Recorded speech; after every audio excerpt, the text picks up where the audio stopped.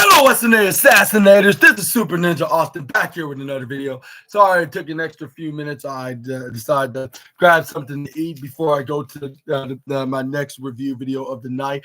And that is AEW Collision for December 14th, 2024. And we're going to be talking about what exactly went down. We got some really good very cool matches on the Continental Classic, except for one of the matches. It was won by the wrong guy. Well, that's a biased opinion. But anyways, yeah, we also got who's going to be in the finals of the Wrestle Dynasty Women's World Cup. And we're going to see who's going to be the best women's wrestler in the world.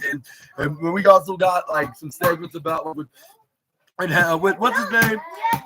This is where we got this is where we saw like a little sneak, a little segment that happened after AEW. What was it? Back in AEW Dynamite, this past Wednesday when they were backstage with Darby. I was like, we gotta work together. Like, even though we do have a match next week, so we don't have the what's called the Blackpool Combat Club don't start taking us out, but not only us, but everybody else. This is where Will Ospreay's like, that's completely bogus what you're saying. You're just trying to catch me off guard so you can easily win the kind of. This is where Darby was like, what are you talking about? Like, at this rate, like if they get away with all this crime, like there won't be no Continental Classic. He was like, what are you thinking right now, Will Ospreay? Will Ospreay like, well, what I've been worried about is winning this tournament. I need this more than you, Darby. Like, I'm gonna tell you, like, this is the man. Like, it's something gonna be like, this is the guy that I actually respect you for. Like, I respect everything you do in AEW, but I need this win more than ever from this. Just coming with the holiday back, and even afterwards, like, and after this is done, knock on my door then. Like, he's like, you need somebody to help you fight your battles with you. You know who to call. And I was like, yeah, that's true. But what if they interfere in the match? And this is going to be my theory. Like, I'm thinking, like, what this match is going to be ruined in kayfabe, but it's still going to be a good match, which probably will get me I'm going to give, like, the silver trophy of the night. You already know what I'm going to give in the golden trophy of the night, and especially if it main events Holiday Bash. But I'm not going to get into that right now, and that's going to be next week. I mean, this coming Wednesday's issue that we're going to be doing for the SNA podcast. But that's what we got. Darby was like, here's what Ospreay's like, I appreciate you looking out for me, but I gotta but that's what it's like. But I gotta get this win, and then I can worry about it. But that's where we got Mark Briscoe. Had plenty of things to say, like saying, "Them boy, the house need to go defeat Kyle Fletcher." Well, I'm gonna get into that in just a moment. But Kyle Fletcher sent the match right back to him. Is where Beast Mortal's like just to the rain-making biscuit iced tea chicken hotcakes, man. It's where he called. That's where we got the Kazuchika kind of call the Beast Mortals the bitch Mortals or something like that. And yeah, that's the only time I was going to say it. Well, not really, because I got plenty of things to say about that. But this is where we got. But this is where we got the thing started off with. What match was it? It was the Women's World Cup semifinals on the AEW side of the pond, and that is Willow the Pillow taking on Jamie Hayter for this match. Until whoever wins gets to face anybody that's representing like anybody else in the tournament, whether they're from Ring of Honor or CMLL, New Japan Pro Wrestling, Stardom, what's going to be featured, like that's going to collaborate into this next upcoming pay-per-view after World's End, and that is Wrestle Dynasty. That's where we got things start off with the Pillow and what's her name, Jamie Hayter, with them doing the fist bump of respect. This is where made the best woman wins. This is where we got Jamie to try to go for a headlock on the Willow the Pillow, but this is where Willow Nightingale go for a headlock of her own, slamming Jamie Hayter right in the ground. It was like, all right, like, I'm gonna let you get right back up so we can go to the next round. This is where Willow Nightingale, I believe, won this round, like with her pushing off Jamie Hayter. This is where. Well, it was by default anyways, but it's where we got the Pillow and the former AEW Women's Champion. They start grappling. This is where they go back and forth, like with Willow was trying to push Willow right to the left, more of the right side, bottom right to be exact, while Jamie Hayter gets in the upper left. As our fans start chanting, "Let's go, Willow!" The other half was asking, we're cheering for Jamie Hayter. This is where then we got Willow Nightingale put right to the side. This is where she starts slapping her chest, like, yeah, like And that was some hard work, but it was all worth it. But when Jamie Hayter's like, yeah, absolutely. This is where then we got.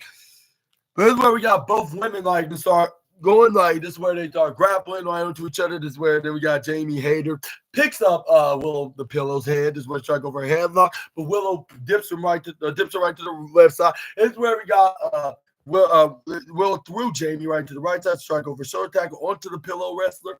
Here's where it's trying to go for short tackle. And Will Nightingale's like, you really think you're gonna knock me down? This fluffiness of muscle. This where then Jamie Hayter's like, yeah, good point. Like I cannot take that down. That's where she goes to the top. But she's like, psych. But he ends up Will the Pillow was beating her to it by short tackle. She was like, Jamie, like, I admit, but you can't get it this time. So she's trying to go for short tackle. Will the Pillow continues like, you like even if he did this like 1,200,000 and 72 times, like I'm still gonna be outdoing you. This is where she goes to the right side. Is where then she dips right there, but this is where Will Nightingale outsmarted her by shoulder tackling her in the process. That's where Will Nightingale like, yeah, like I'm fluffing this of fury, like yeah, like probably like 200 and I'll say 30-something pounds of it. This is where we got Will the Pillow hit the shoulder tackle right onto Jamie. This is where Will, it was like, okay, I got you down right there. This is where she goes rolling right over Jamie that was going for a slide. This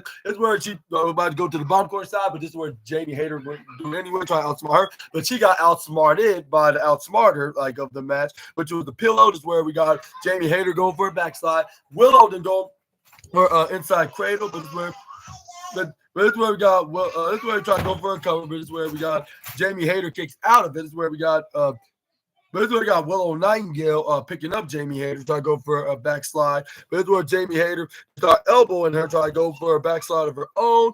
But she was like close to doing. But this is where she started going sideways, side to side, side. This is where we got Jamie Hayter going for a DDT, but this is where we got Will the Pillow flip right out of it into a pin. But this is where we got Will Nightingale got back up. She kips up. She's like, yeah, I gotta admit, like you did got me down in the DDT, but that doesn't mean I'm out. This is where she hits a knife edge chop right onto the chest onto Jamie. This is where then Will the Pillow like, all right, like if you want to slap me, like all you gotta do is do it. This is where the Jamie Hayter's like, okay, but I would that she slicked like the start of her hand. This is where she slapped this Willow, but this is where she slapped her right back in the chest. This is where Jamie Hayter does slap. This is where they start playing slapping tennis, I guess you could say. This is where Jamie Hayter's like, okay, like now you're playing. That's where you're shouting. This is where they start the forearms after forearms right into one another. That's where they start hitting each other right in the head like they're a certain prize fighter and a certain bearded underdog. And no, I'm not talking about Bryan Danielson, unfortunately. But unfortunately, somebody else that I just talked about that he displays a certain Scottish man. Here's where we got them. They wouldn't stop doing the chop tennis. With them going back and forth with Willow having Jamie right into the bottom right side. That's where fans are like, let's go Willow. On the other half will chant, let's go Jamie, because they are both top baby faces in the women's division in AEW. That's where they start slapping. But this is where there was not no contested winner of who's going to win the slap chop war. It's where we got Jamie Hayter that hits a right hand right to the back of the head onto Willow. This is where she dips right to the right side from the right to the left. But this is where Willow was not budging by hanging onto the right corner rope. That's where Jamie Hayter's like, oh, you're gonna let go of the ropes, and you're gonna like it. This is where but that's where we got Willow then countered out of it Like once she went to the left side, actually she gets elbow right into the face. I'm horribly mistaken. But that's where we got Jamie Hayter that runs to the right corner side. Then she tries to go for a clothesline. But this is where she immediately gets flipped right over right to the left side by the Pillow wrestler. This is where she gets try to hit the right hand, but she gets blocked by Jamie. This is where Jamie grabs onto Willow. Then try to go for a DDT, hits her face first and head first right onto the apron, which that is the hardest part of the ring. And it's where, but we got the lights that went off, and then blinked back on. This is where then Jamie Hayter's like, oh, what the hell was that? This is where she was like, I bet I'll be you, Julia. And this is where I believe I kind of predicted this. I think that this gonna whenever Julia Hart's gonna be making her in-ring return, but more likely on-screen in-ring return. Let me rephrase that. He's gonna be have something to do with this semifinals match, which it turned out to be, but with the lights being messing up and flickering and messing with Jamie Hayter's side of things.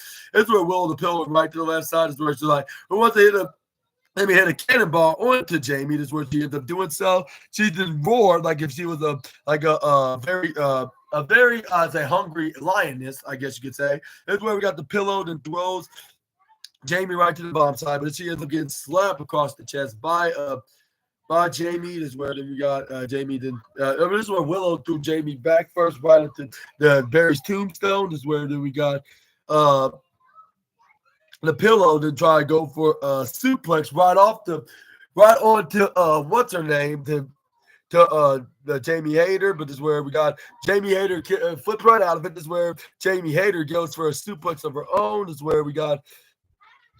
And where we got Willow Nightingale that throws not Chris Statlander. Jamie Hayter right back in the ring. This is where we got. That's where we got.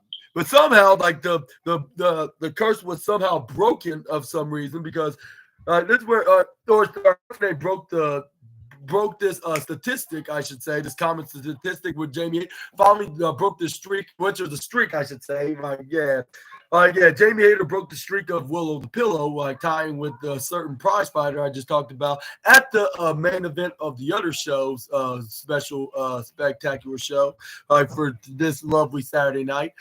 But it seemed like it's been broken. And the funny thing is, this was the opener while that show was the main event. This is where we got the Pillow gets suplexed. This is where she gets suplexed right off the top rope, right to the bottom right side, even though that's not the side that she counters out of it all the time. That was the upper right and the opposite side.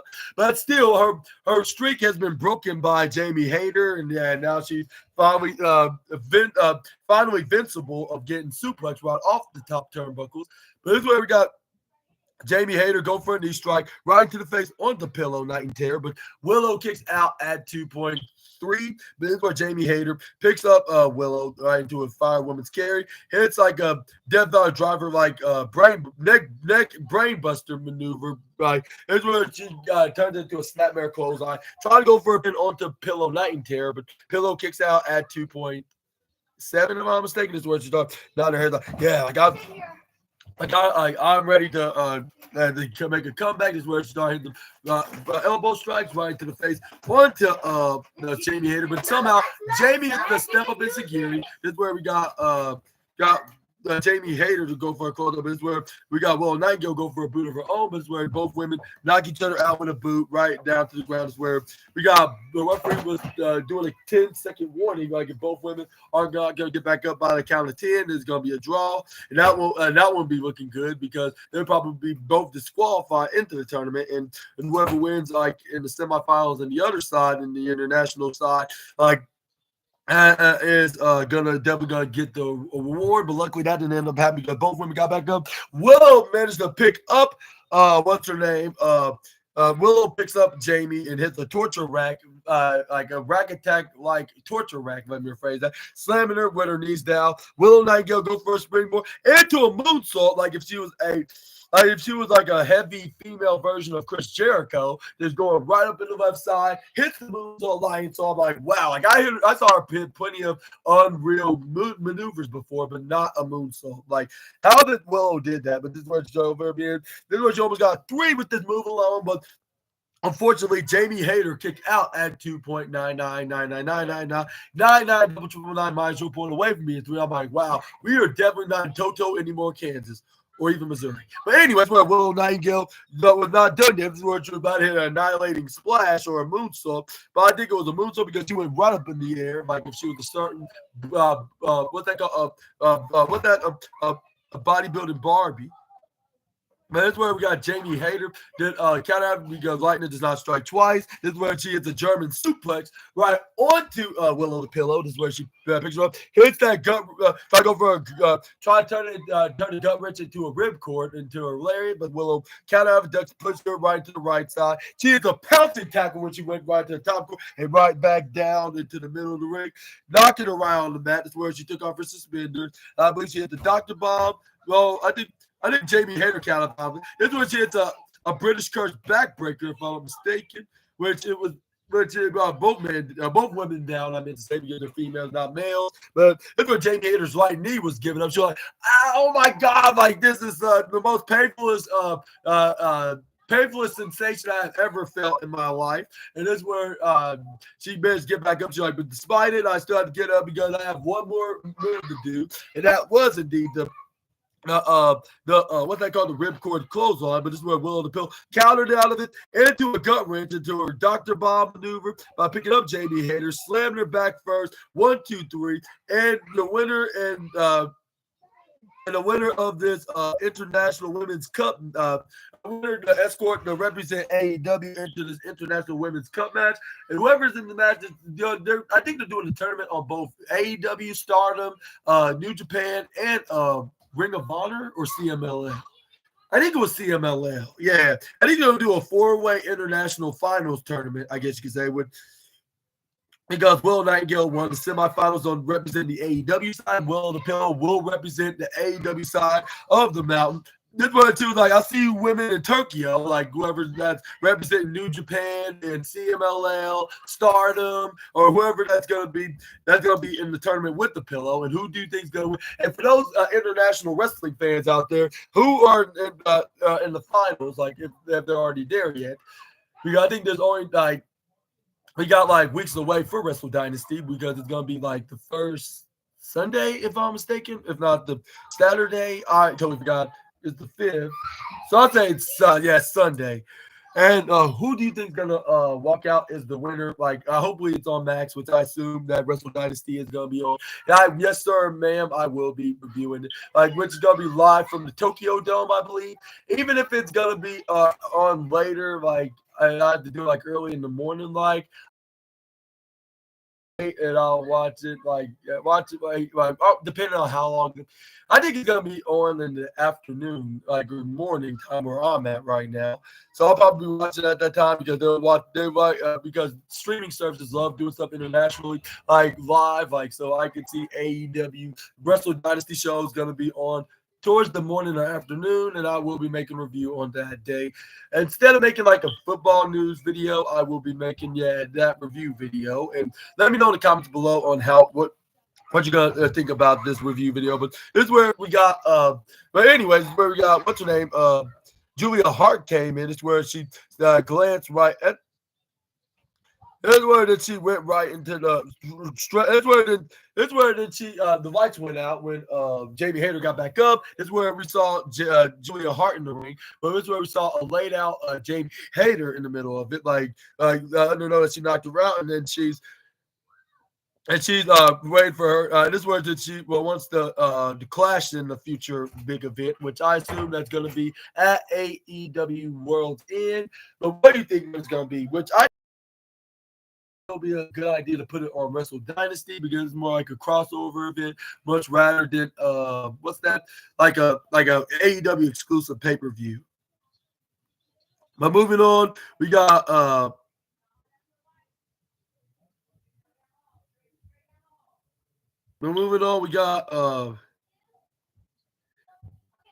what match was up next? It was I believe it was Kazuchika Okada taking on what's his name?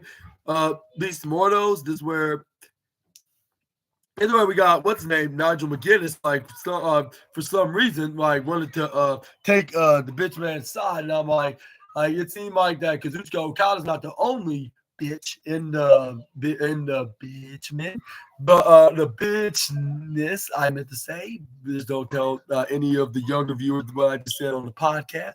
But yeah, I was like, like there's plenty of those guys like in AEW right now. Like I understand why, but yeah, I was like, it's already enough that I already have to put up with you as a commentator in general. But when it comes to you taking side on my other AEW enemy, like you're just making it even more worse. Like I might as well call you I'm not sure if I should say it right now, but you know the I guess you could say the bitch journalist, I guess you could say. I'm gonna say it once right now. But this is where we got Beast Mortals and Grapple. This is where we got the Beast Mortals. went right to the sent Okada right to the left side. This is where he tried to look like about to chop Okada, which he was trying to duck away. This is where he screamed at him, which I was like, yeah, like make him fear. But this is where he poked him in the eye, trying to be like a certain viper, which he'll never be, but he will be. He is a snake, but not the viper, because nobody outdo the viper. But that's a different story for a different day. This is where Okada tried some elbow strikes right into the face onto Beast Mortals. But this is where Beast Mortals grab onto Okada, try to push him up right into the top corner side, send him right to the bottom, try to go for a shoulder tackle, but it's where we got the Beast Mortals was not eligible to get down just because Okada wanted him to. This where it's where we got Beast Mortals is like, all right, like get if you think you're a big man, like try to take me down. That's where Okada tried to short take, but nothing without bringing down the Beast Luchador. That's where trying to poke him in the eye, but he's like this time, like you're not gonna take me down. That's where we got Okada try to pull on his hair. This is where we try to go over the left side. I'm like, of course he will do that because he is a dishonest. I'll say what's the PG way to put it, even though this is not a PG rated show, but there's some certain restrictions. I prefer not to call him a certain word. I'll say he's a dastardly, I'll say sneaky snake. That's the best term to use. Like the safe to say. This is where he gets shoulder tackled over by the Beast Mortals. This is where he's like, yeah, you're looking at your the winner that's gonna add 6 points and even beating Okada. Unfortunately, let's say that was not happening. This is where we got Okada. That's where Okada gets slapped across his face. I'm like, yeah, that's right. I give him a Will Smith inspired slap, and this is where he gets thrown right to the upper right side. This is where we got Beast Mortals in a European uppercut and a step up in security, along with a clothesline. Then power slam the rain-making biscuit iced tea chicken hotcakes man, like that thinks he can control the weather, which we all know that he does not. Not even in his home country, but this is where we got Beast Mortals start stomping on the Beast Mortals right to the right side. This is where we got Beast Mortals to wait for Okada to go to the left side, right into the left. This is where we got what's his name? This is where we got Beast Mortals try to go for discus close on, but he gets booted right into the face by what's his name? Kazuchika Okada. This is where he go leaping right onto Okada, but this is where he gets flipped right over to the left side. This is where he starts smiling with that ugly idiotic smile of his, and like, ugh, it just gets on my last nerves. Heck, and this is where then we got. That's where we got Beast Mortals that throws Okada right into the upper left side. Is where then Beast Mortals then went to the opposite side, try to go for a cannonball with him slapping his shoulders and his head. This one started kicking his legs back like he was an angry bull that trying to be ready to give the horns to his victim. But unfortunately, Okada moved out of the way right on time. This is where Okada then brought him back in the ring. This is where he ended up throwing him right to the bottom corner side, like when they were in partial commercial break, which is the partial powerful. It's where we got Okada to start. We're still in the offensive lead by hitting some punches, chops, and strikes and stuff. But this is where they went to the full advert break, like in the most powerful force. But this is where when we went back to commercial break, we got Beast Mortals was making a comeback. But even for the comeback, like he still couldn't put the current Continental Champion away less than 20 minutes, like Kyle Fletcher did about 7 days ago. This is where Beast Mortals did right up in the bottom right corner side. This is where he thought slapping his head is where everybody didn't want to dive. This is where we got Okada then went up right in the top rope trying to avalanche maneuver. But this is where he gets punched right into the face. And then we get foot stomped by the Beast Luchador, but the Beastie Luchador, let me rephrase that. But this is where Okada moved out of the way. This is where we got Beast Mortals then rolled right into the upper left side. He ends up getting flapjack by the bitch man that thinks he can control the weather. But this is where Okada picks up Beast Mortal, try to go for a wrist lock. This is where we got what's his name? Okada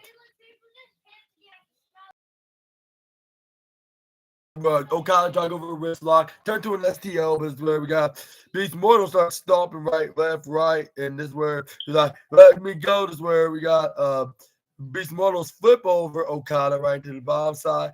He calls the Okada right there, elbow strike. So we got Beast Mortal did an elbow strike right into the face of Okada. Maybe Okada uppercuts, which I guess that's like a Japanese uppercut. Well, not exactly, it's a European uppercut. But like it was not like that certain genius female Japanese wrestler that does it, but it goes right up. Hit a strong style kind of up. It was like more like a Claudio kind of uppercut, but this is where we got Okada trying to kick what's his name, Mortals in the mid-take, but he ends up getting headbutted. Like if he's a certain Scottish warrior, like if he just hit him with a, I don't know what city he's from, like the call from Mexico, like, but it was like one of those inspired kind of headbutts, I guess you could say, if I ever saw one before, of course. But it's where we got the Rainmaker, then try to what's the name, Beast Mortals, is where he body slammed him right to the left side. Okada and try to go for a dive, and I was like, come on, please move. You know, I never rooted for Mortals before everybody for wrestling, but in general, but this is where we got Okada hit the elbow drop. It's where I was like, oh, like something tragic about to happen. And then I spoke it too soon because it's where he pulled out the finger when he was getting ready to hit the Rainmaker. I think he can pull out the rain, but he cannot make it nothing rain, like not even his own native dollar bills. Like, yeah, that's for sure. Like I was like, if he cannot make Japanese currencies fall, like what makes him think he can do the same with USDs?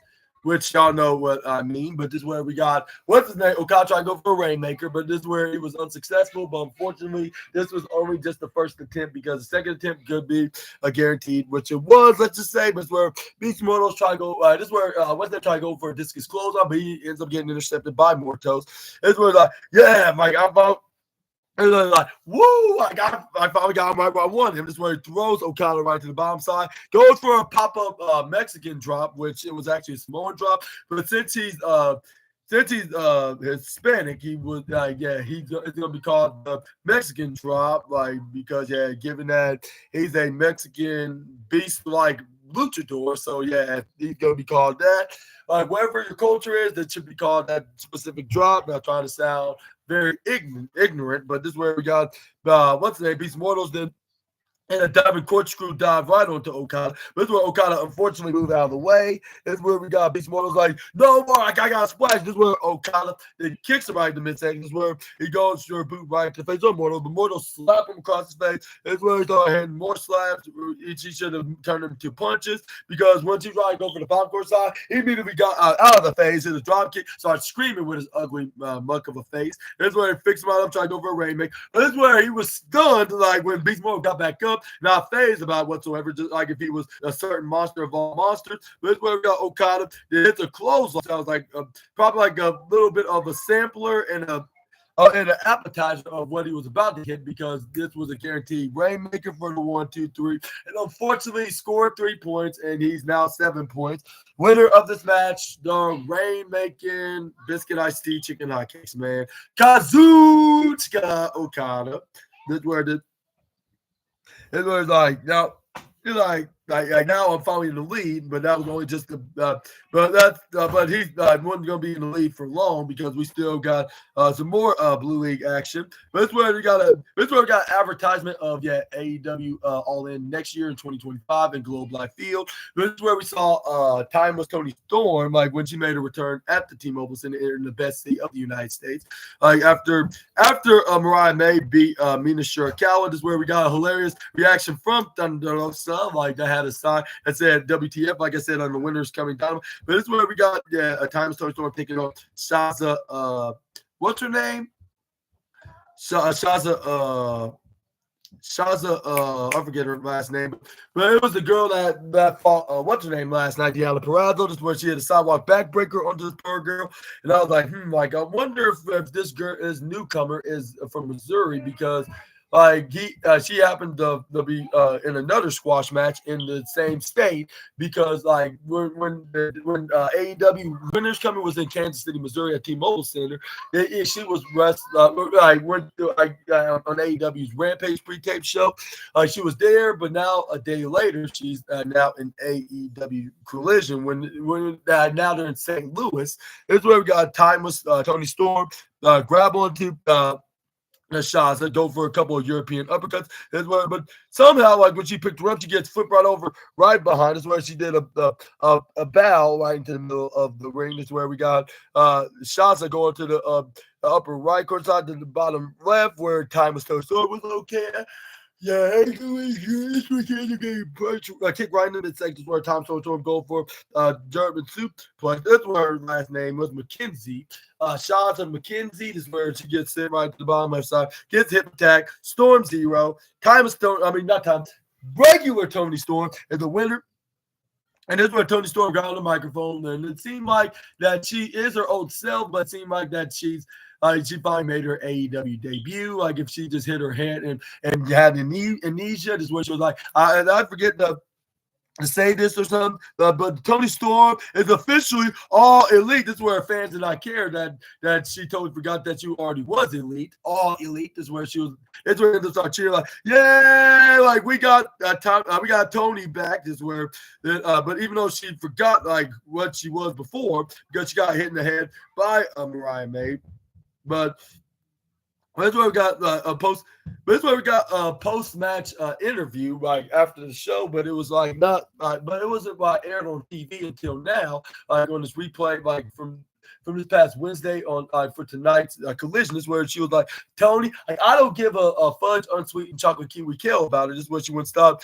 This is where she would she did not say anything PG about both on to Time Story and on the road. This is what she said. She didn't give a fudge unsweetened chocolate kiwi kill. She did not compare Thunder Rosa into a chocolate unsweetened organic candy bar, but this is where that she was turning AEW from TV 14 to TVMA. I think. Because the same hopes and dreams, like they would wish they were never not born. Like and Mina, like you can just go back to modeling because like her career, as you know, is over. Like to be honest, like not what I wanted to do that. Like I personally don't, I want to do that to my own best friend. That was like a sister to me, but I had to do what I needed to do to prove a point to any of these women of AEW. We're still friends. It's just that like it's just what I do. I just destroy here in AEW, and that's what I do. Any gal that want to bring the same attitude as me, like because they cannot handle the woman from hell. So Thunder Rosa, like like that sugar honey iced tea with a biscuit iced tea chicken hot cake she is. Like it was saying it was like a name of time, any place, anyway, and I will end your life too as well. This was like if there's anybody that's an AEW like or any other company, which she probably was pointing out to the other company, but they're not worried about what's going on and into AEW's doing. They're doing their own thing with their women's division because they don't want nobody to go over there unless they decide to go there to try AEW out. And I was like, I know who exactly is going to be the one to beat Mariah May, even though it's a biased prediction. But unfortunately, it's not Tony Storm. Like I think it's another women's star, but it's they're going to be that champion once it's their time to face Mariah. But that's only just a matter of time when that happens. But when Mariah made the fist, I was like, but we all have we'll have the same dream, and then. But there's only going to be one reality that's going to be turned out to be. And that's where we got. This is where we got Thunder Rosa was in the backstage interview with Antonio Schiavone. I said, like you're like if you want to talk about that sugar honey iced tea about me, you still got some unfinished messes that you need to clean up with your old best friend Tony. Like, and this is where she started going yelling. Then we about to speak Spanish by saying what she's about to say, but maybe most of it's not PG. And no, I don't mean that in an inappropriate manner, but in a much angry, bloody violence kind of way. And that's why I started dying laughing about to start down. But this is where Tony Storm came in and kind of interrupted it, and not in a rude way, of course. But this is what she was like. She apologized, like, I'm sorry to interrupt, but you're Thunder Rosa. Like, y'all, you Thunder Rosa, like I'm a huge fan of yours, and I'm Tony Storm. If you haven't already met me, this is where Thunder Rosa gave me a look. Like, I thought we already met. Like, I was like, yeah, like after all, y'all were a team called Thunderstorm before, so of course y'all met like from 2 years ago, back in 2022. And this is where I started cracking up. I'm like, yeah, she definitely had that amnesia because she cannot remember when she was when she even came into AEW in the first place. Well, at least in kayfabe, and then for the past year of being time was Tony Storm. This is where Tony Schiavone was about to shake his head. He was like, "Oh my god!" Like she really did hit her head.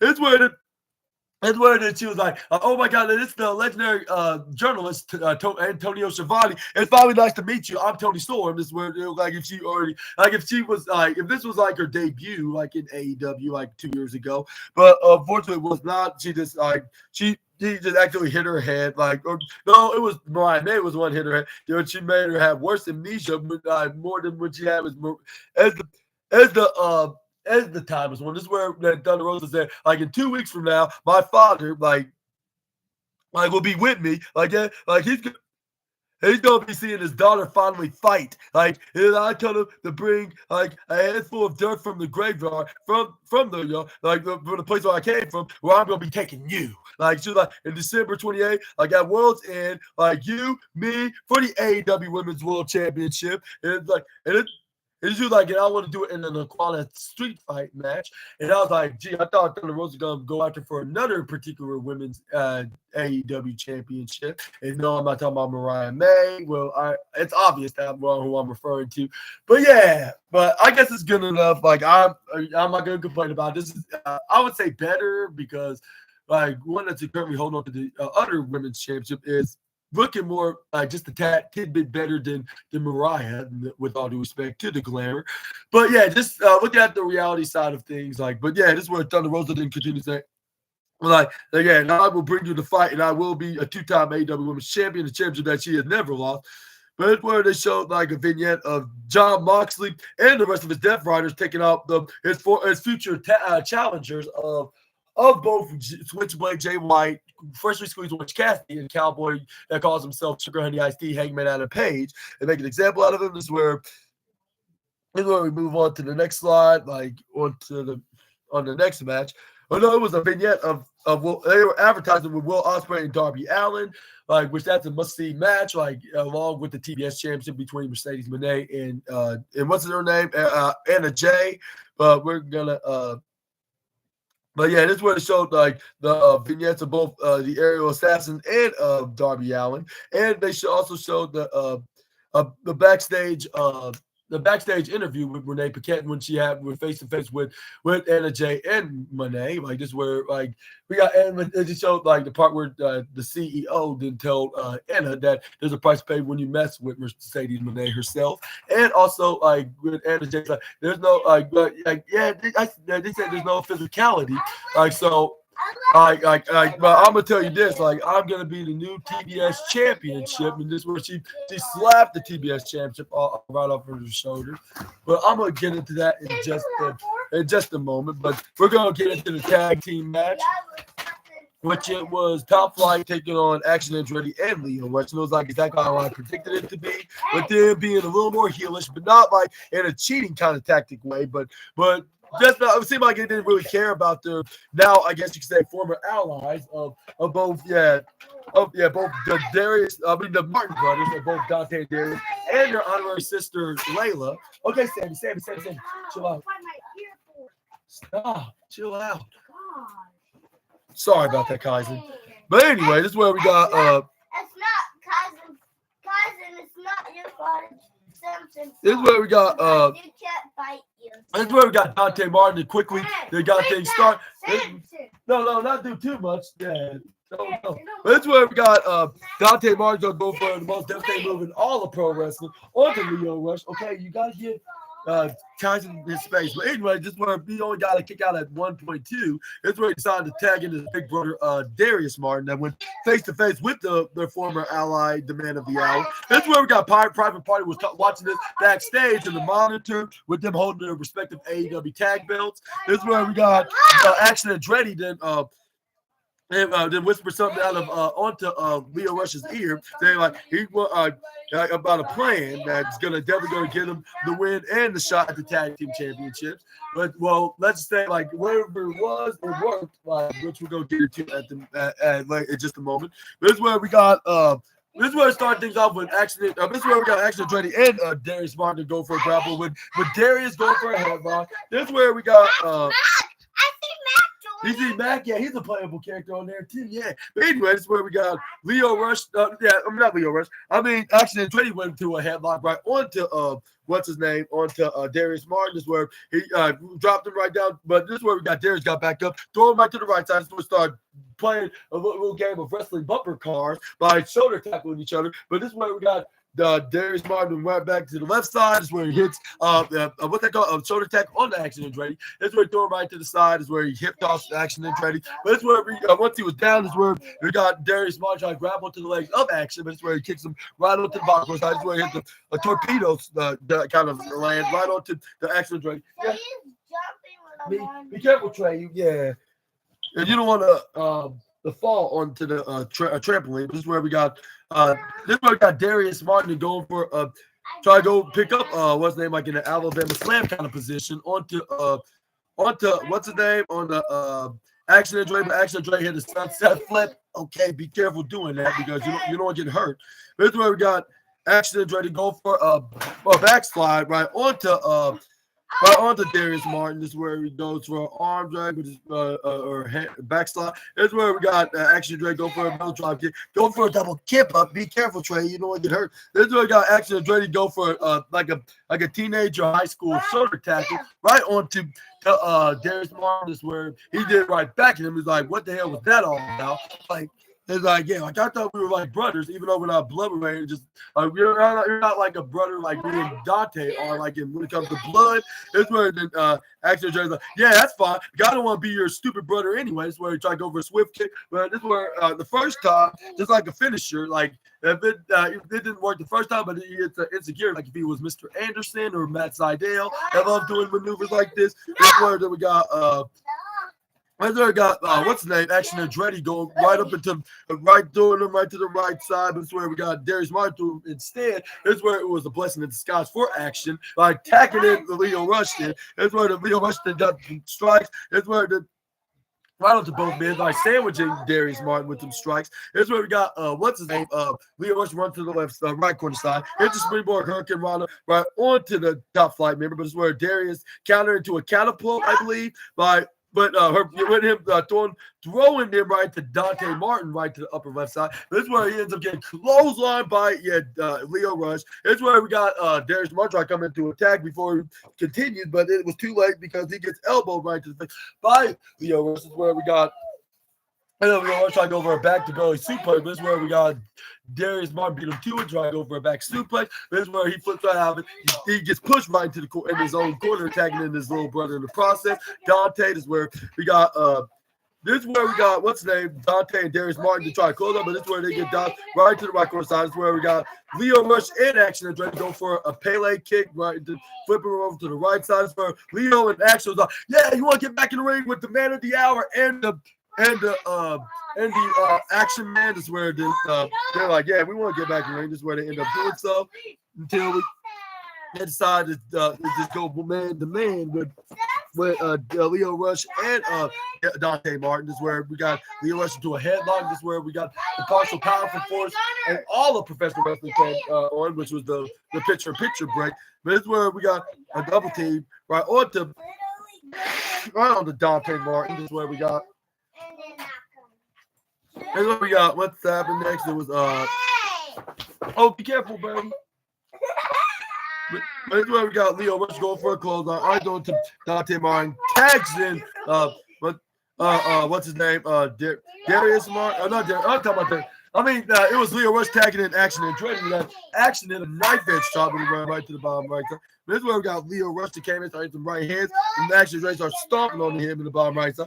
And then like, all right, you got him enough like 1, 2, and this is where he tags in Leo Rush. This is where this is where like they tried to double team him, but we got out of it. This is where he tags in his big brother Darius in. This is where he during this comeback move. We hit a springboard like face plant right onto Action Andretti. This is where they hit their version of poetry in motion with what's his name?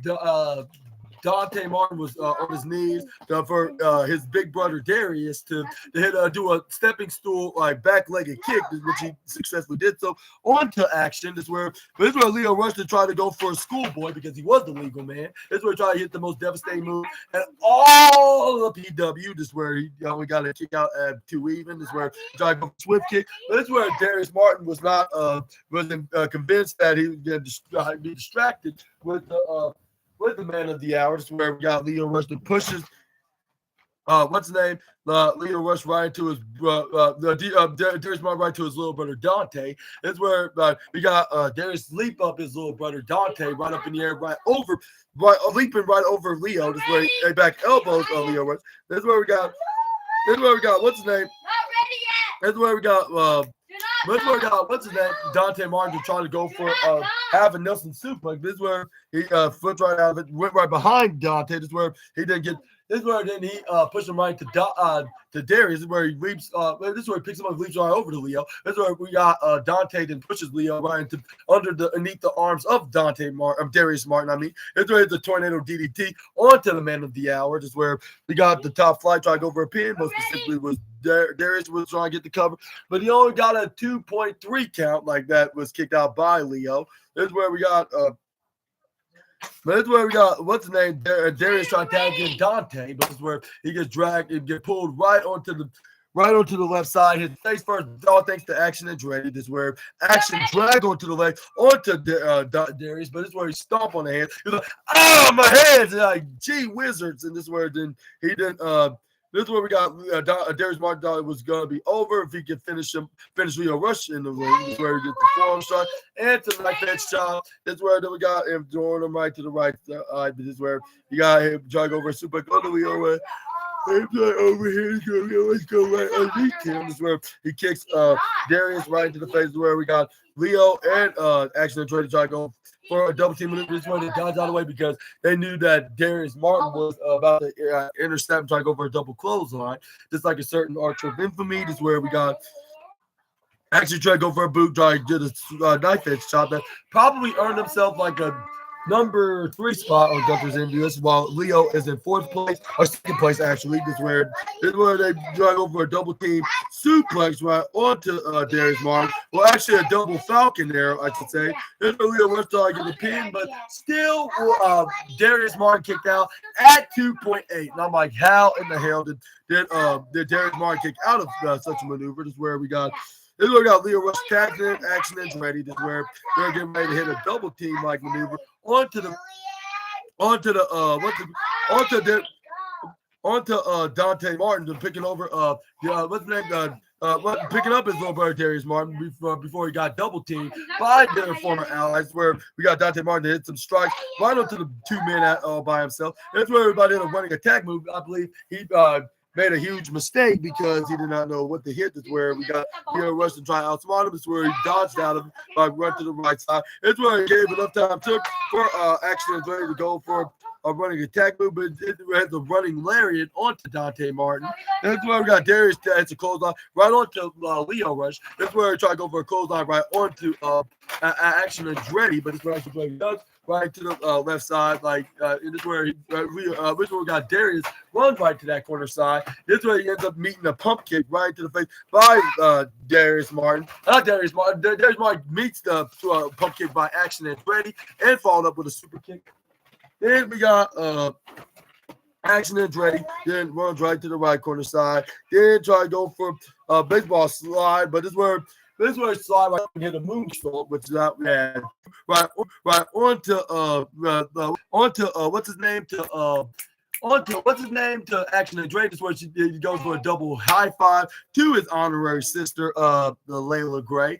Which I was like, man, they look exactly alike. You would probably, if you're not the Martin brothers of Top Flight, y'all probably think that that's their sister, whether she's older or little or in the middle. But this is where we got Leo Rush did a suicide dive so hard to the point that he made Dante Martin fell onto his honorary Top Flight sister, Layla Gray. She ran right up to the ramp. She was like, this was she must have suffered some kind of injury, like with her bone onto her arm and her midsection, like which that did not look good.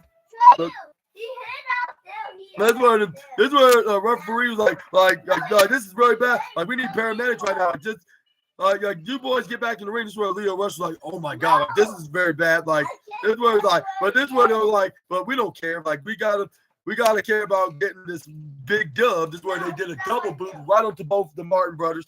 This is where we got Leo Rush through and Darius Martin back in the ring, while Dante gets thrown right into the bottom left corner's read of the ring post by Action and Andretti. This is where Leo Rush hits his man of the hour frog splash, like right into in the middle of the ring. This is where Action Andretti finishes him off with a springboard 450 splash, get the 1, 2, 3 to earn himself a future AEW Tag Team Championship. And that's where that's where even later days, like I should have known that they're going to do something slick like this, but that's very sad to see right here. Like with them, not even caring about their partnership. They don't care about the other tag team championship on their own terms instead.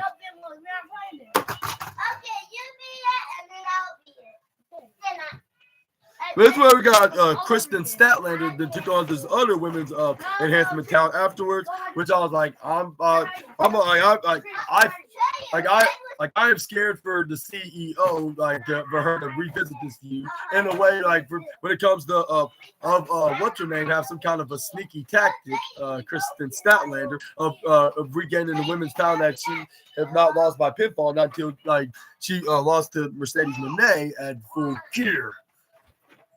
But I do think that it's going to be happening, which I feel is going to happen. I hope that the CEO will add some stipulation into their next encounter, making it like some kind of a no DQ match where she could use tables, which is the fan favorite weapon in all of PW. But we're going to get into with Kristen Statlander taking on this other enhancement talent named Tootie Lynn, I believe that's her name is.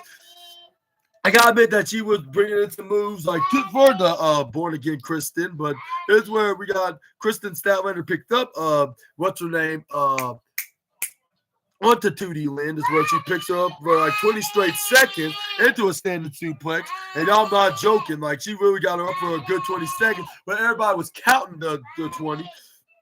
And the way that she lands her down into the ground is where Kristen Statlander put up her muscles. I'm like, yeah, like I already know she have guns. Like I cannot deny that.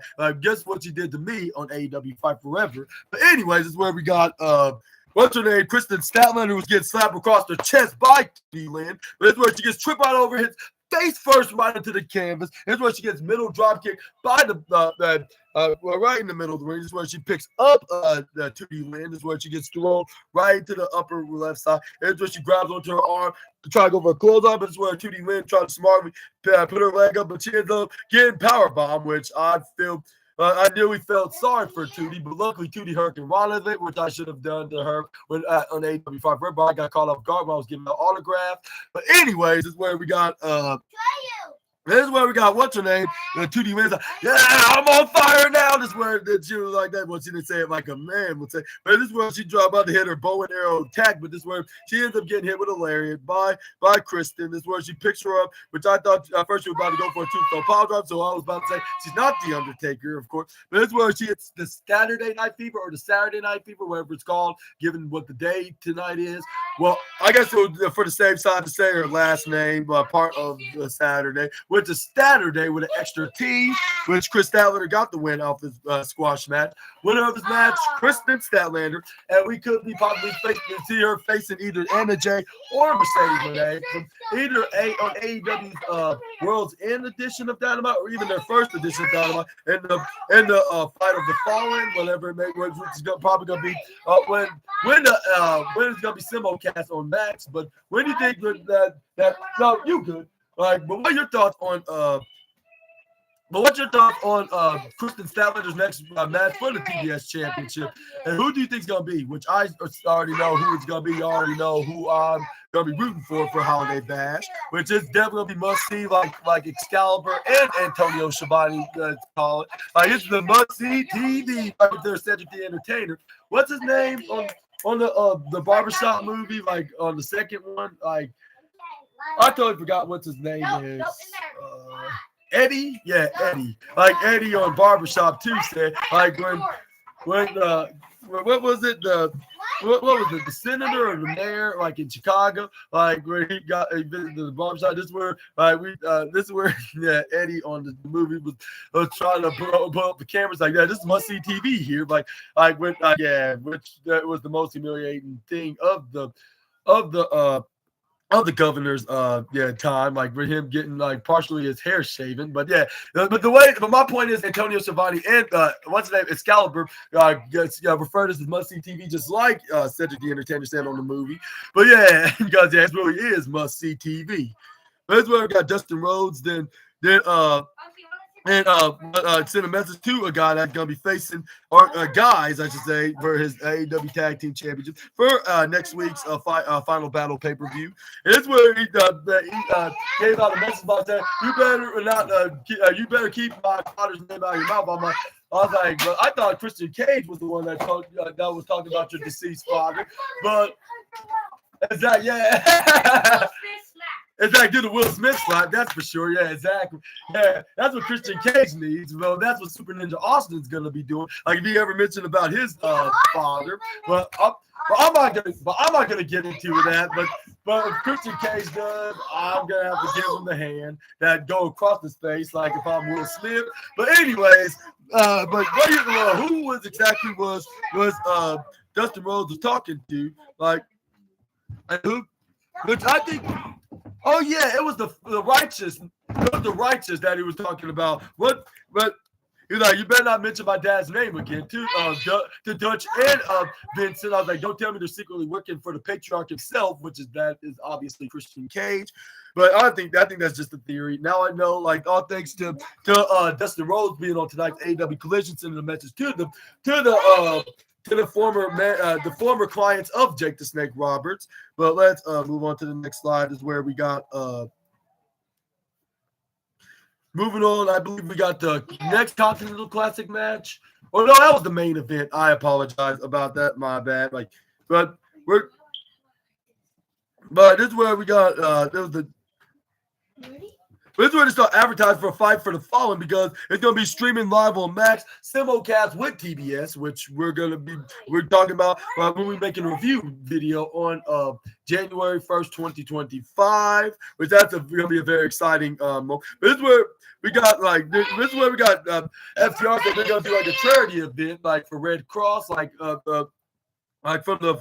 whatever home that's been destroyed by the Hurricane Helene. But this is where we got the next match, which was a 10-man tag with Orange Cassidy, the Outrunners, my three boys, and my other boys, Daniel Garcia, and the Commander with a K, even though we don't know how to spell his name.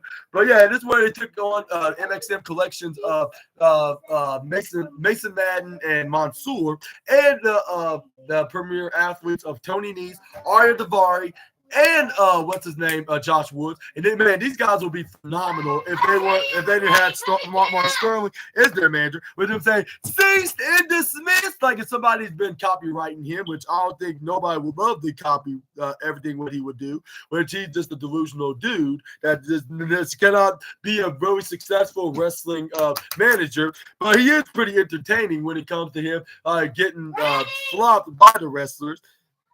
But it's where he called the St. Louis fans some losers. And he's like, you better not say that we suck. Like, you should say we put our hands together. We like 1, 2, 3 athletes. And I was like, man, if they did not have this guy as the manager, I would say athletes rule, because I'm a huge fan of the premier athletes. But anyways, yeah, because these guys are phenomenal. They're just way too underrated.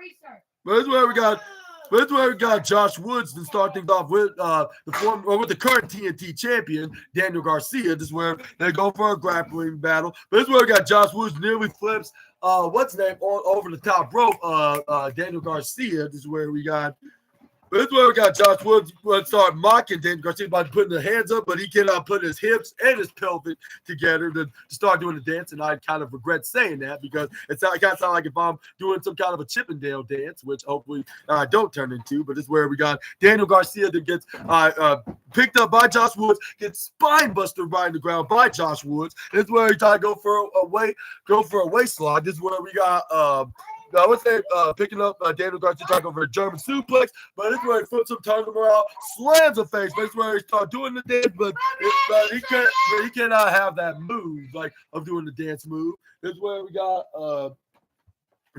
Daniel Garcia ducking out of a clothesline. Daniel to try to go for a German suplex, but this is where we got Daniel Garcia counted out. This is where we try to go for a back to belly maneuver, turn into a roll up, but this is where he gets slingshot right off when Josh Woods hang on to the ropes. This is where he got trying to go for a big boot on the Daniel Garcia, which got back up, but this is where he turned into a surprise roll up. Like this is where he only got him a 2.2 count. This is where he tried to go for another pinfall, but it was a crucifix, but it only got him a 2.1. Daniel Garcia to start going for the dance, like going forward, start just doing this, putting his hips and his pelvic together, start doing the dance like this. But this is where Josh Woods kicks him right in the gut. This is where then this is where they start mocking Daniel Garcia yet again. This is where it's like athletes, and this is where fans are chanting sucks. This is where it's like, no, we rule. This is where the fans do not think so. I was like, yeah, but at least not this time. Yeah, that he rocks because judging what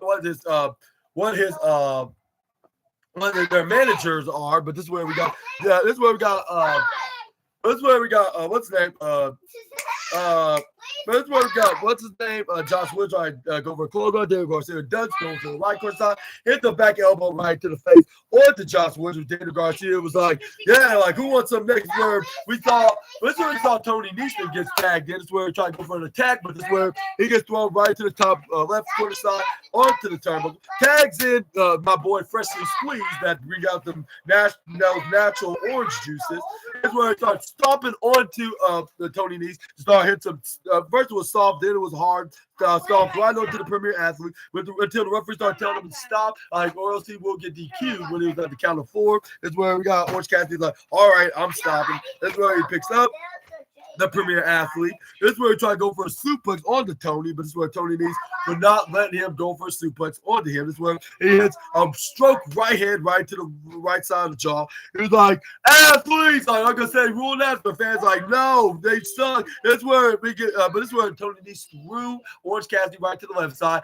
Tags in Commander with a K. Try to go for a close on, but this is where Orange Cassidy ducks out of the way. Go for what's that called? Like a flying head scissor into a DDT. But this is where Tony Nese was like, oh no, you don't. This is where he picks him up, try to go for suplex, but he ends up hitting him with a stunt dog millionaire. This is where we got Arya Davari coming in. This is where he ends up getting like handstand flip into a Hurricane Rana by Commander with a K, but then putting his hand right up onto Tony Nese, bend over. This is where we got Commander with a K going right up in the top rope and the bottom left side. This is where we try to go for a dive. This is where we got Mace, the hilarious start sticking out. It's like sticking out like, no, you can't do it. It's where the Commander got, oh yes, I can. And this is where then we got Tony Nese was like, oh no, you won't. This is where he trips him right over. This is where then he tags in Mansoor. This is where we got what's his name?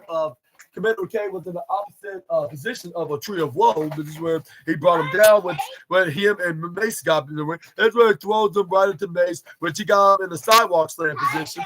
That's where we got Mansoor and whips up and jog over a leg drop, landing down Commander right in the process. Here's where we got the MXM collection to do the poses, which then looks very silly and funny at the same time. Yeah.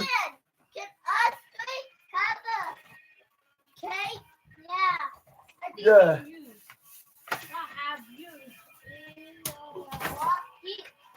Just a sec.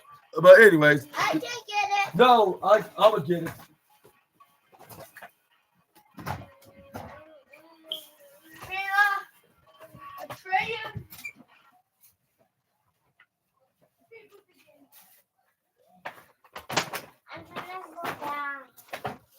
But anyways, assassinators, like, yeah.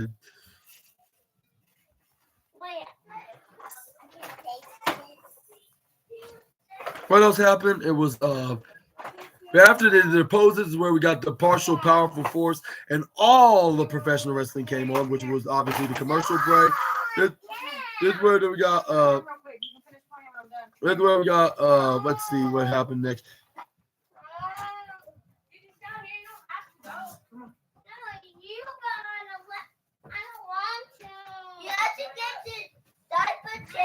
This is where we got what else happened. It was You stink.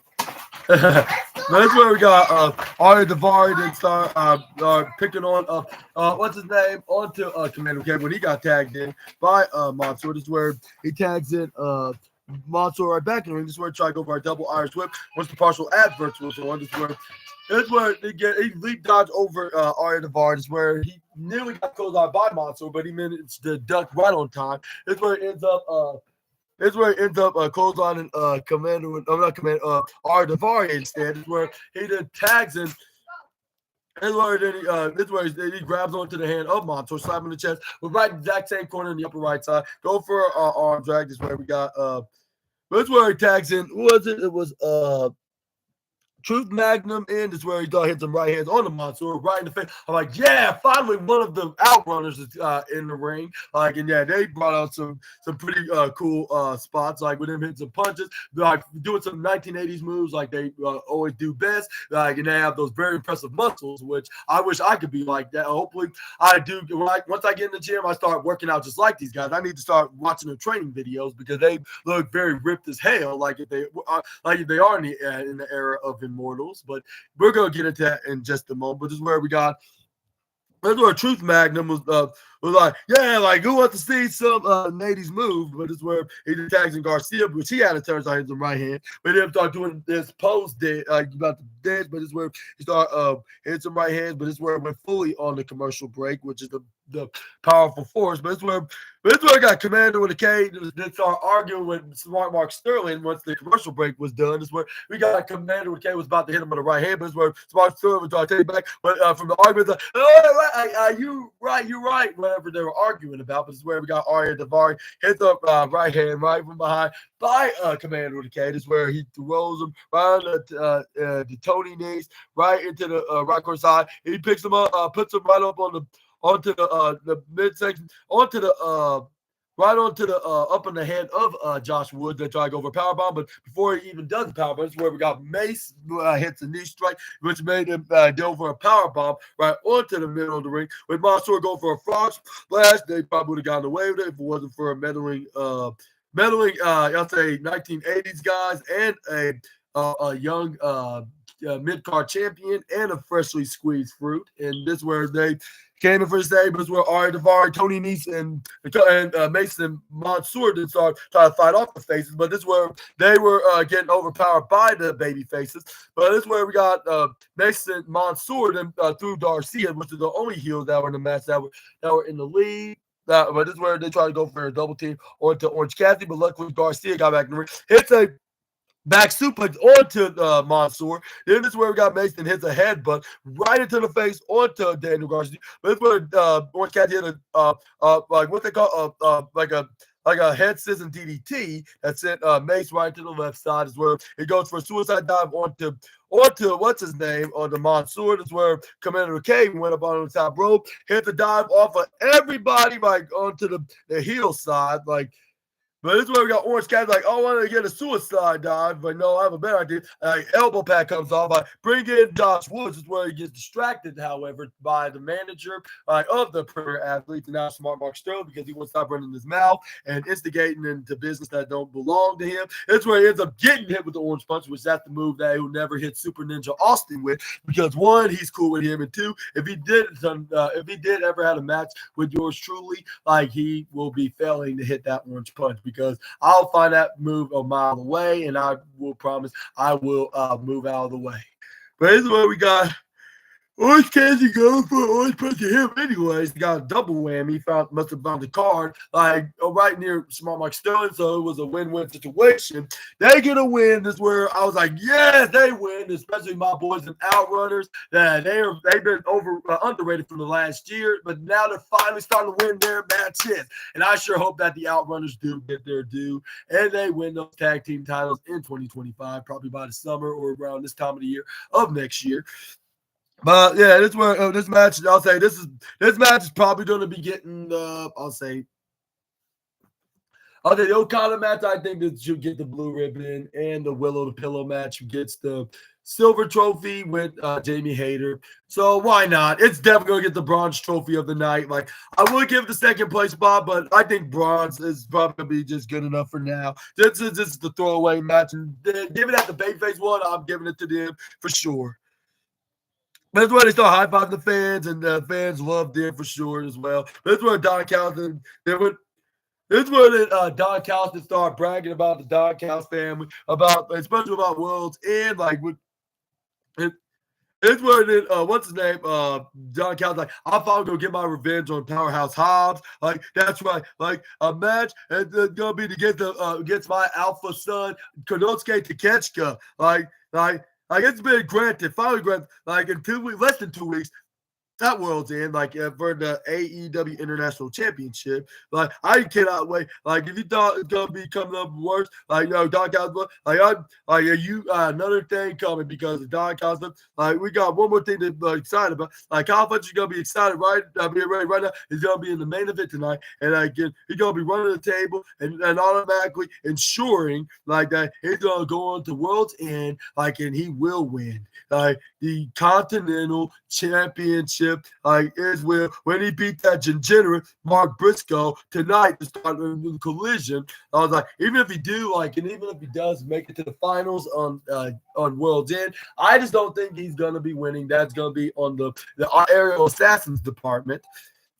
And I sure hope that does happen. But let me know in the comments who do you want to win the Continental Classic Tournament and the Continental Championship itself.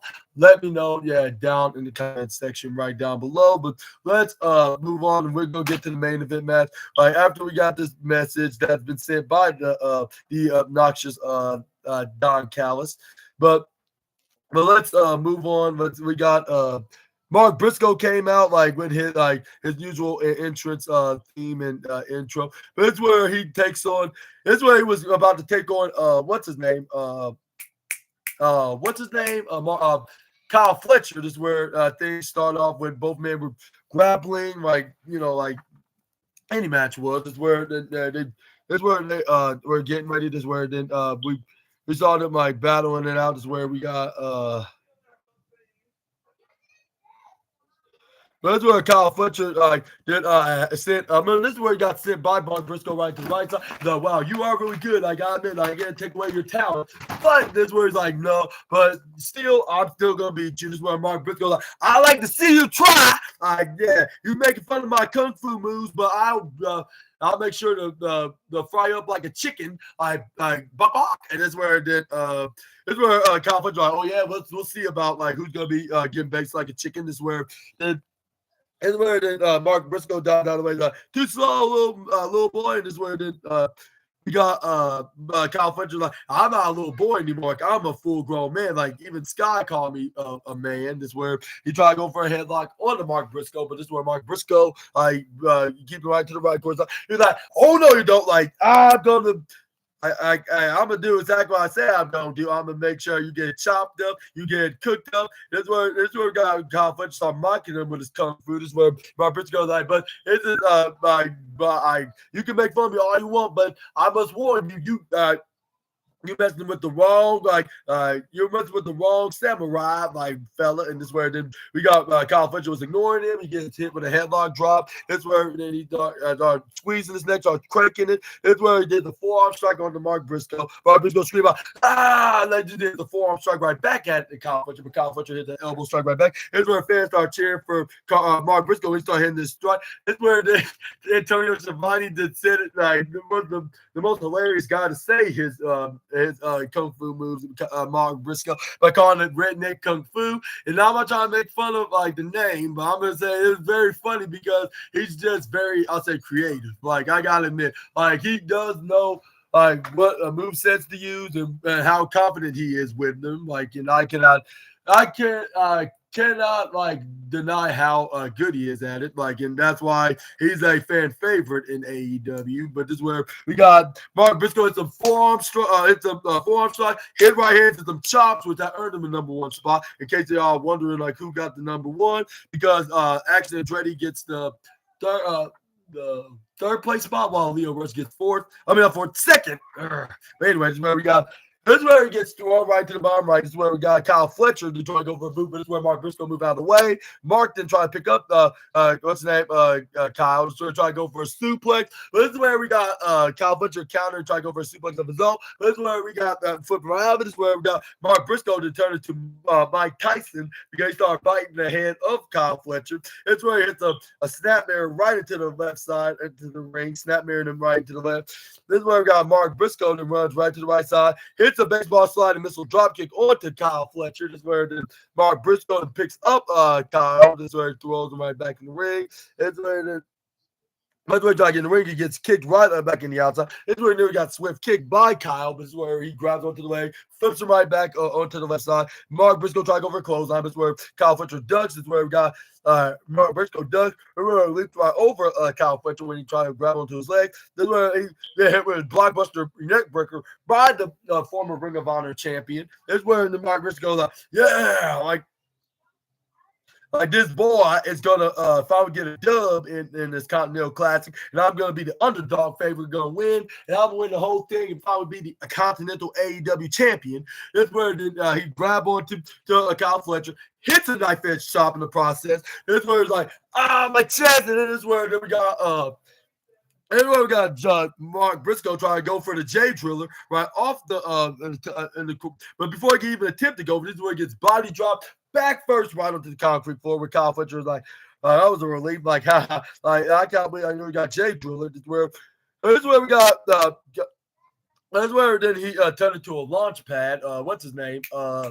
But the Kyle Fletcher when he threw Mark Briscoe right to the top corner of the audience is where he hit the cannonball right on the Mark Briscoe. This is where he brought him back into the ringside area. But this is where Mark Briscoe tried to counter, try to go for an avalanche suplex right off top of the Barry's tombstone, right onto the concrete floor, which he successfully did. So even though I have difficulties with them fighting each other for with Kyle Fletcher trying to prevent it, but it was not like, there was nothing that he could do to say otherwise. But that's where we got the powerful force name on, which it came on most of the time. I was like, dang, like not even the other companies show that it didn't have this much picture-in-picture breaks. Like I was expected to be just a normal commercial break, but maybe it's for the best because we will be missing the action of what's going to be happening on AEW Dynamite. AEW Dynamite. That's where he started hitting some right hand strikes right onto the former Ring of Honor champion. That's where then he but this is where we got Mark Briscoe kind of out of it. This is where he nearly made me proud when he was about to hit my finisher, the most dominating move in all of professional wrestling, and that is the Death Valley Driver. Well, I call it the Assassin Valley Driver, but his version was just the generic Death Valley. But this is where he gets countered to a half dragon suplex. This is where Kyle Fletcher starts smiling like if he was like an AEW Joker, which I thought that was somebody else, which I'm probably not going to be mentioning until in the future. This is where we got Mark Briscoe picks up Kyle Fletcher. This is where he hits the Death Valley Driver and the sliding clothesline right onto the Kyle Fletcher. This is where Mark Briscoe like, all right, baby. And this is where Mark Briscoe going up off the top rope in the bottom left side. This is where Fletcher gets back up, though. This is where he hits with a big uppercut right into the right hand. This is where we got Kyle Fletcher going for an avalanche suplex, but he gets pushed right off right with a little bit of fighting by Mark. It's where Mark Briscoe tried to go for the froggy boa, if I'm not mistaken. But it's where we got Kyle Fletcher got the knees up. He's like, my elbow, like which did help Kyle Fletcher to get right back up. Going up right up to the bottom left side is where he was about to hit his version of a dive. This is where we got Kyle Fletcher did, I believe, hit a elbow version of a froggy bowl. But it's where he gets we got Mark Briscoe nearly got the win with a pinfall, like right on Kyle Fletcher, but ended up happening was where Mark Briscoe tried to go for a J Driller. This is where I thought that this was probably going to be a guaranteed. When he got flipped right out into a body drop by Kyle. This is where Kyle Fletcher did right to the upper left side is where we got Mark Briscoe trying to attack, but he did not know what the move he hit in particular. So this is where we got Kyle Fletcher easily leap right over him. This is where we roll right to the bottom right side. This is where we got what's his name? Mark Briscoe trying to attack, but he did it again. So my bear called Britney Spears. That's where he gets scoop slammed by Kyle Fletcher. This is where Kyle tried to go for a pin, but this is where we got Mark Briscoe kicks out at 2.6. And this is where Mark Briscoe's like, yeah, still in this match. This is where then Kyle Fletcher like, this cannot be happening. happened. Like, no, like I will not believe it. This is where we got what's his name? Kyle Fletcher about to hit him with a pile driver, but this is where Mark Briscoe was not allowing him to do so. This is where he started kneeing him right in the head. It's where and also in his chest, not to mention. He tried to pick up Mark Briscoe, but this where Mark Briscoe football. This where got Mark Briscoe hit a knife edge chop that must have sting his chest even right now. Like he's probably still feeling that feeling after getting hit right across his cleavage. This is where he gets super kicked though by the right in the face onto Mark Briscoe. This is where he tried to go for a boot, which he did that too. Mark Briscoe, he runs to the bottom corner side, but here's where he gets hit with an uppercut by Mark Briscoe, which was his kung fu. That's where we got Mark Briscoe that goes for like a ripcord into like a pickup right into like a what they call reverse fireman's carry. But this is where he gets raked in the eyes by what's his name? By Kyle Fletcher into a surprise roll-up, which is the most devastating move in all of pro wrestling, but this is where the referee would not allow him to put his legs on the rope. He was like, I saw what you were doing, and that's illegal. You cannot do that in this match. It's a disqualification. This is where Kyle Fletcher started arguing with the referee, like if he was a certain lone wolf and a prize fighter that he will argue with. This is where he was like, yeah, you cannot do that to me. This is where then he was like, yeah, like you know who you're dealing with. Like I am a future continental champion. This is where we got Mark Briscoe. This is where the Mark Briscoe took advantage that after the referee not giving a care about what was coming out of Kyle Fletcher's mouth. This is where he hits the most devastating move in all of pro wrestling. This is where Mark Briscoe then kicks him right in the gut. This is where he thought he was going to get an opportunity to go for a guaranteed J driller. But unfortunately, he was double cursed because Kyle Fletcher countered out of it. This is where he picks him up, go for a wrist lock, go for a brain buster right onto Mark Briscoe. But amazingly, Mark Briscoe kicked out at the last second of 2.9999999. Don't know away from being 3. I'm like, ooh, wow, like finally, like maybe we have a chance of Mark Briscoe winning here. But even if he does win, that's what it means. I think we see what's his name, Kazuchika Okada will be in the lead with him having 7 points right now, given that he beat Beast Mortals. But that's where we got. But that's where we got what's his name? Kyle Fletcher hit the boot right into the face onto Go. This is where we got Don Callis like, yeah, like whoever's teeth are left, like he got knocked out right in his face, and I'm like he's so stupid for saying that. This is where he gets the silver trophy of the night, while Antonio Schiavone probably gets the golden trophy. But this is where we got Kyle Fletcher go get the brain buster off the top like he did the Will Ospreay a month ago. But this is where Mark Briscoe's like, no, fella, you made a huge mistake. Like I am not like the guy, like the fella, like with all due respect to my boy Ospreay, but I'm not like him, like you just did to him like this, last month. That's where Mark Briscoe puts him chest first and right up to the top ring post, where he picks him up into that reverse ripcord fireman's carry maneuver that he did to the that's where he hits the a bowl hammer, Death Valley driver right onto Kyle Fletcher with both men down to the ground. Is where we got Kyle Fletcher on the ring before what's his name Mark Briscoe couldn't even have a chance to go for the cover. This is where he did that Froggy Boa right onto Kyle Fletcher right to the outside. That's where he nearly got him in the ring once he threw him right back in the ring. I believe it was a guaranteed, which already was guaranteed, but it was the third time was a charm for the Froggy Bowl. This where it was 1 minute remaining in the match. We're trying to go for a pin onto Kyle, but Kyle was not giving up at 2.999, kicking out in the process. Where we got this is where we got Mark Briscoe. That cannot be right. This is where he tried to go for a J driller, which I thought this would be a guaranteed third time of the charm for that. But unfortunately, unlike the Froggy Bowl, this gets countered by Kyle Fletcher. We got triple cursed, and I was like, you need to get the Grand Slam card to get back. But this is where we got a wheelbarrow roll. We thought that was a 3, but they only got him a 2.7. This is where we got Kyle Fletcher got to go for a close. This is where he gets hit with the surprise roll. But this is where Mark Briscoe gets. This is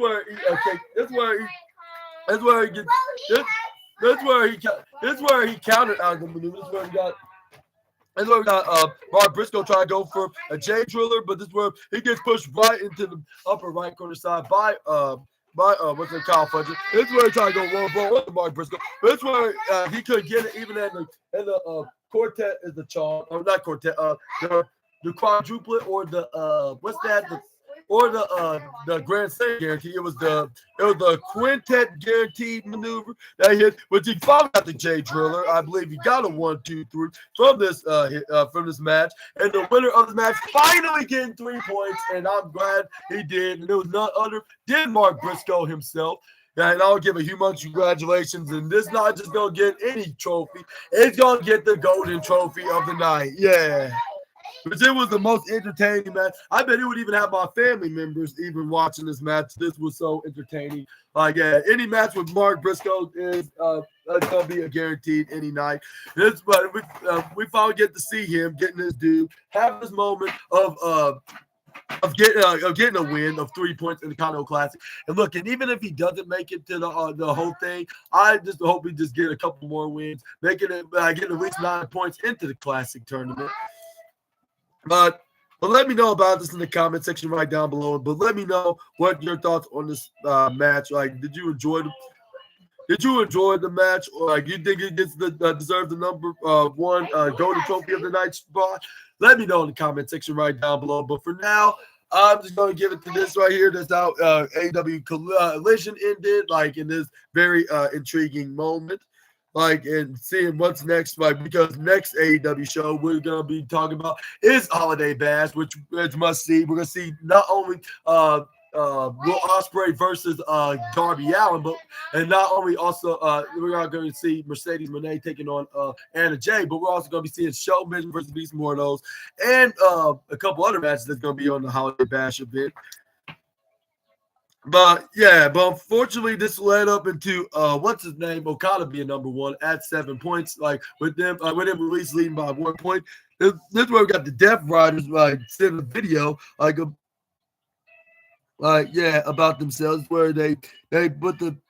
This is where we got them laying out the cameras right underneath the carts. This is where we saw FTRs coming. Like, it is where before we get a chance to see what's going to happen next is where the camera cuts into the next show because it was the end of AEW Dynamite. But this was very interesting to see it ending in this manner. I do think that they ambushed the FTR from behind, which we're going to probably on way to find out by tomorrow. But not tomorrow, by this Wednesday. I'm afraid. I'm sorry, Assassinators, by getting that all mixed up. But yeah, but we will indeed see what's going to happen. What's going to be happening on the next AEW show. I hope you guys enjoyed this show, which I would give it about, why not, 4.5 as well, because it was not really bad. I think that most of the things that happened on AEW Dynamite did exactly what they needed to do, like to beat things up on the road to World's End, but not only that, but Wrestle Dynasty and then Grand Slam, Revolution. I'm not sure about regular Dynasty, but we got Double or Nothing. We got what's that other pay-per-view? AEW All In, which is going to be in July, and we also got AEW. And we got AEW, and this is where we got AEW Forbidden Door. That's going to be in August. We got plenty more to go in 2025. It seems like AEW is packed with shows, just like the other company, which is obviously WWE, of course. But I hope y'all enjoyed this review video, and if so, please make sure the big thumbs up and hit the subscribe, post notification bell, like on the WWE Saturday night's main event show. But make sure to check out my football news video where I'll be talking about the wildest and intriguing football news stories and transfers that you assassinators need to know from the review video, which I'm going to talk about players talk about on the Sunday Night Football show, which it will feature Geno Smith and Geno Smith will take on Jordan Love. Yes. I like to put it on. Okay, thank you. Thank you, Kai. But anyways, we got Geno Smith will take on Jordan Love. It's gonna be Seattle Seahawks taking on the Green Bay Packers. I think they're gonna be in Seattle, which I totally forgot what's the name of the stadium. I apologize. I'm very very embarrassed about this at this time, but we're going to be talking about who's going to be the winner. Whoever does, I'm going to be wearing their colors. If it's Seattle, I'll be wearing blue. But if it's Green Bay, I'll be wearing green, giving it a jersey color. Even though Seattle is kind of green, but the primary color is blue. It's the navy blue kind of colors. I mean, sometimes they wear normal blue, like sky blue or no, I'll say maybe even I'll say ocean blue, wherever blue it is. But we're gonna be talking about that like in tomorrow's video. But yeah, I hope you assassinators enjoyed the video, and I hope y'all are having a wonderful Saturday night. And I'll see you all in the next video with some more SNA content. Until we meet again. Yep, exactly. This young assassinator already know it. But yeah. Until we meet again, Super Ninja Austin out of here. I'll see you on the football news and the football review video tomorrow night, same time and even before. But y'all have a wonderful and safe, awesome night. And yeah, your boy SNA out of here for now. But this won't be the last time I will. This won't be the last time I will be making some YouTube videos. So make sure to stay tuned for some more future videos. But yeah, in the meantime, I'll see you.